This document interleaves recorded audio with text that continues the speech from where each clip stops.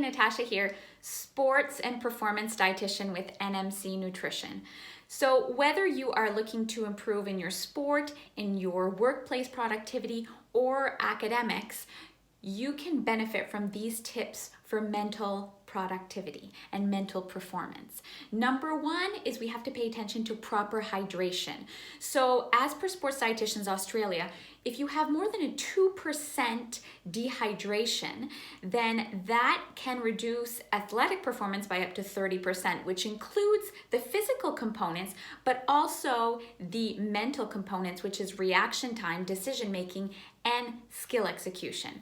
So studies also show that proper hydration compared to dehydration improves focus, concentration, and reduces risk of irritability and headaches. So how do you do it? Well, first off, you want to pay attention to urine tint, okay? So first thing when you wake up in the morning, you want to look into the toilet bowl, and if it is pale like lemonade, then you generally should be properly hydrated. Now, obviously, medication can change this, so you want to pay attention if you're taking medication or even if you're taking a multivitamin or a vitamin C or B12, then your urine tint first thing in the morning might be darker or even a highlighter yellow. And in that case, obviously, you can't pay attention to your urine tint for proper hydration.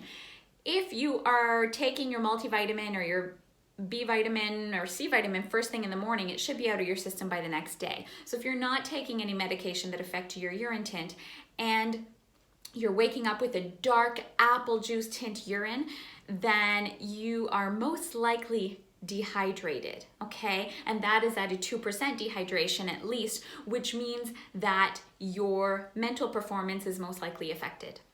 So what do we do? First off, you want to pay attention to hydration all day long. So studies show it takes about an hour, 40 minutes to an hour for a sip to start hydrating us. And when we're dehydrated, it takes anywhere from 4 to 24 hours to become properly hydrated again, to have full performance capacities. Okay, so you want to bring a water bottle around all day long. You want to sip at it. If you're chugging at it because you forgot to drink, then you're just going to pee it out. You won't be able to absorb it. You can only absorb a certain amount of milliliters per minute. So take small sips, carry your water bottle around, drink 2 to 3 liters of total liquid a day as a starting point, and then adapt based on your urine tint. Obviously, if you're sweating more, then you may require more liquid, even sodium added to it and whatnot, okay?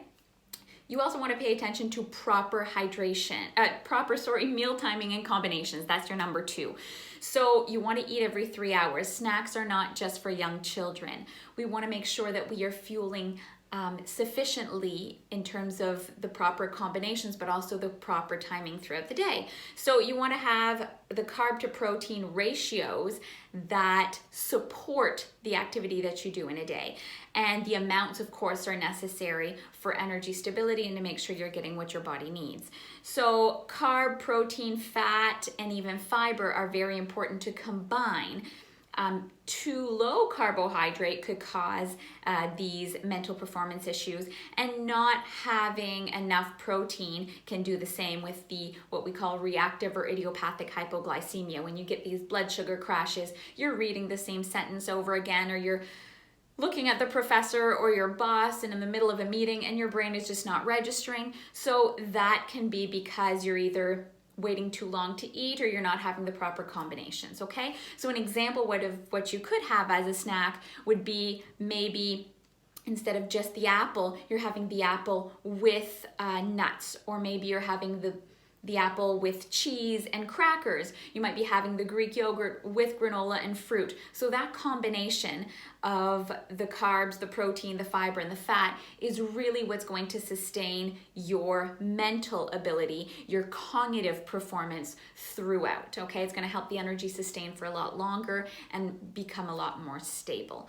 And this can help, studies have shown also, with moods such as optimism.